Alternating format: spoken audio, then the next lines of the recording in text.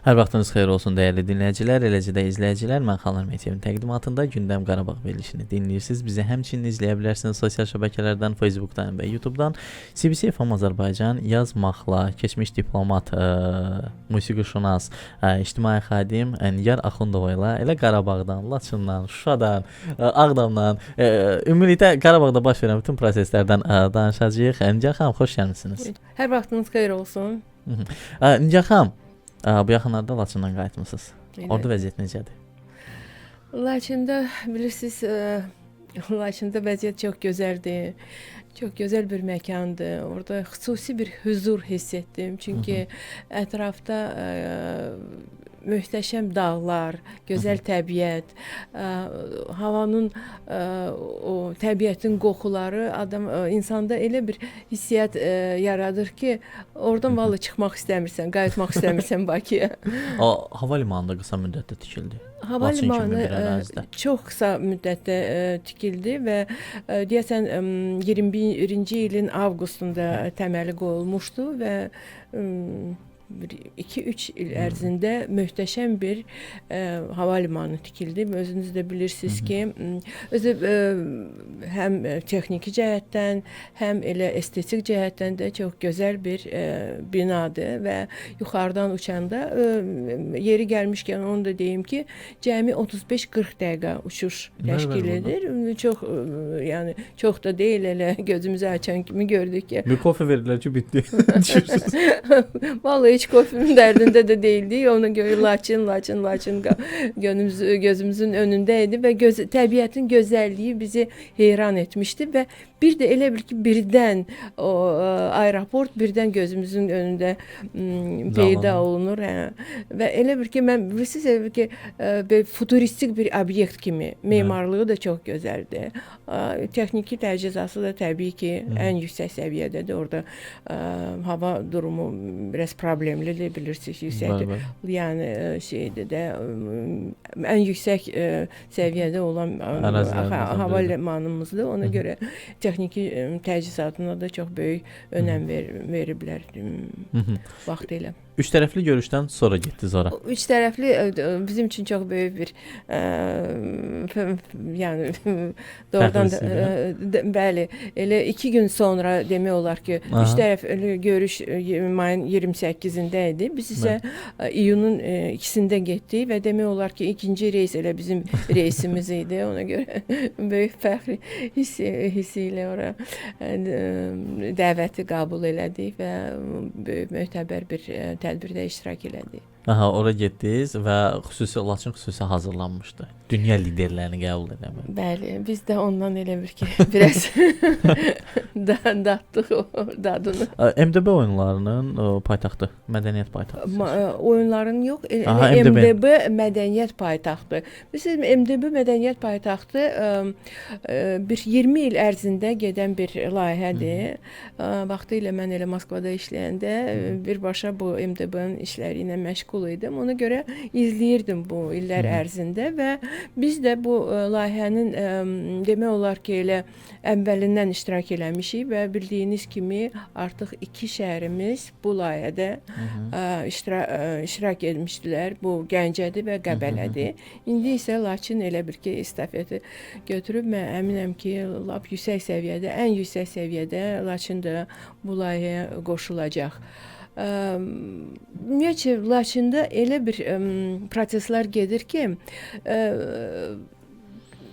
yeni tikili obyektlər, yeni mədəni obyektlər, orada hətta kinoteatr da tikilib, sonra biz gözəl bir oteldə yeri gəlmişkən onu da deyim, gözəl bir oteldə, oradan da dünya səviyyəsində olan bir oteldir və özümüz də təəccüb qaldıq ki, necə bu tikinti materiallarını, sonra texniki təchizatını, insanlar resurslarını o səviyyə, o yollarla, serpantil yollarla necə gəlib gətiriblər ki, amma da oradan da çox yüksək səviyyədə otel tikilib orada və ümid edirəm ki, gələcəkdə də turistlərin axını çox olacaq. Çox olacaq, əlbəttə. Amma nəzərə alsaq ki, ondan öncə Zəngilanda da hava limanı var, Füzulidə də hava limanı var. Yəni istənilən demək olar şəhərimizə uça bilirik. Rahat çata bilir. Çox rahatdır. Hə, Şuşaya deyəsən 70 kilometrdir oradan. Zəngilana da elə 60-70 kilometr Çox kimi rahatdır da. Yarım saatlıq 40 dəqiqəlik bir yoldur. Yaxındadır. Mən bu beynəlxalq əməkdaşlıq ümumiyyətlə intibah prosesində bizim üçün niyə bu qədər vacibdir? Çox vacibdir. Niyə görə? Çünki bu layihədə birbaşa bütün MDB ölkələri iştirak edəcək və bir var ki, biz özümüz danışaq bizim dərdlərimizdən və yaxud əldə etdiyimiz nəticələrdən. Bir də var ki, onlar bizlə bərabər çiyin-çiyinə bu layihədə iştirak etsinlər və nəinki maddi yardım gözləyirik onlardan. Biz istəyirik ki, onlar bizim ideyamıza şərik olsunlar. Onlar bizim ağrımızı, bizim gələcəyə olan inamımızı bizlə bölüşsünlər. Bu vacibdir. Yəni onlar da bu prosesin iştirakçıları kimi necə deyim? Prosesdə iştirak eləsinlər. Prosesdə iştirak eləsinlər və bu ideya tərəfdən mənəvi cəhətdən çox vacibdir. Təbii ki, biz o məktəbləri özümüz də tikə bilərdik, o obyektləri özümüz də inşa edə bilərdik. Amma bu mənəvi cəhətdən və belə bir deyim var da, təsir agentləri kimi, bu informasiyanı təsir agentləri kimi buradan da ayrı ölkələrə, öz ölkələrinə ilk öncə biri var biz danışaq, biri var adamlar gəlir görür, həm keçmişi görür, biz orada tariximizi də saxlamışıq, o dağılan yerləri də saxlamışıq ki, bax belə idi. İndi biz bax bu cür elədik, 4 ilə. Adamlar 30 ilə bu cür eləmişdi.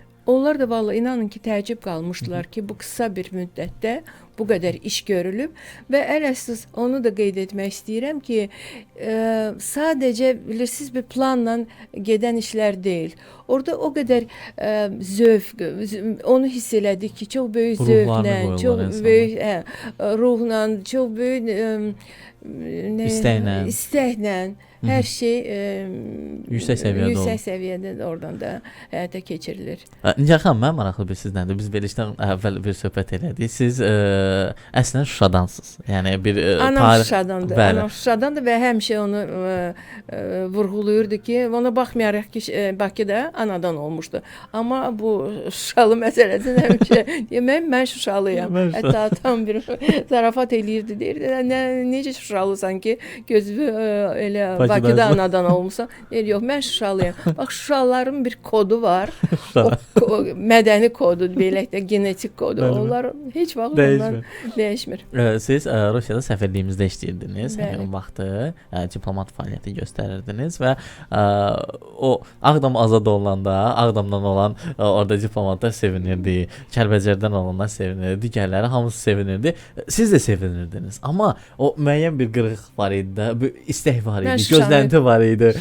O prosesi bir dənə danışmanızı istəyirəm. Doğrudan da bizim bir neçə əməkdaşımız Qarabağ regionundandır. Gülablı kəndindən var idi, Kəlbəcərdən var idi, Ağdamdan var idi və təbii ki, o xəbərləri eşidəndə biz hər dəfə bir-birimizi təbrik eləyirdik və o diplomatları təbrik edirdik. Mənə də sıra çatanda deyirdim, yox, mən lap axırda təbrik eləyəcəksiniz Şuşanı alanda və doğrudan da cənab prezident o sözləri deyəndə ki, Şuşa, indi də deyirəm ki, öyrəlirəm.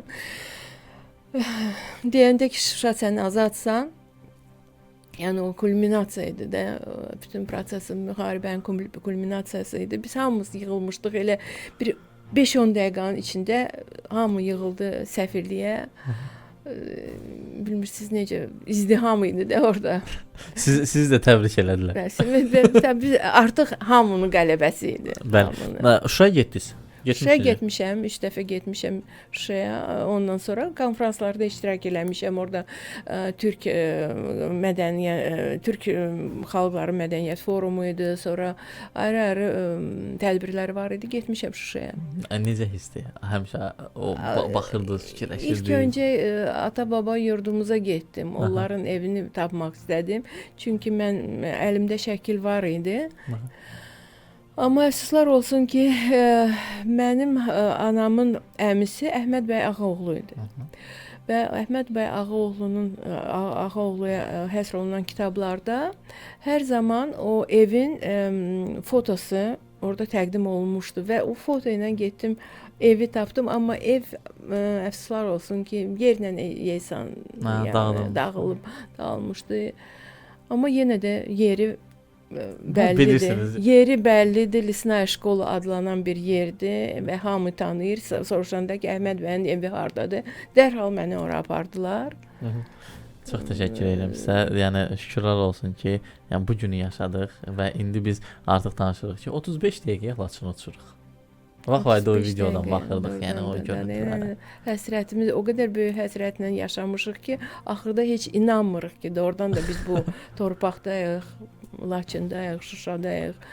Yəni mən hər zaman təsirlənirəm. İnanın ki, birinci dəfə Şuşaya gedəndə maşınla getmişdik və hətta sürücüyə dedim ki, sən Allah musiqini azalt. Azalt deyəndə ki, musiqi bağla. O qədər orada uşaqlarımız, oğullarımız, soydaşlarımız ərazi bütövlüyümüz uğrunda şəhid olublar ki, birinci dəfə mən belə çox ağır bir hisslə Şuşaya getdim, amma sonralar yavaş-yavaş, yəni gələcəyə baxmaq lazımdır. O uşaqlar da öz canlarını qurban veriblər elə həmin bizim gələcəyimizə görə.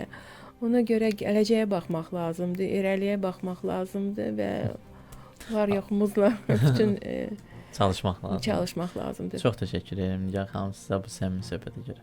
Var olun, minnətdaram. Mən də sizə təşəkkür edirəm. Həmişə Şuşada, həmişə Laçında olar. Həmişə Qarabağlı olar. Həmişə Qarabağlı olar. Gündəm Qarabağ verilişi isə bununla da yekunlaşır. Siz isə bizi dinləməkdə, eləcə də izləməkdə davam edin. Sağ olun, salamat qalın.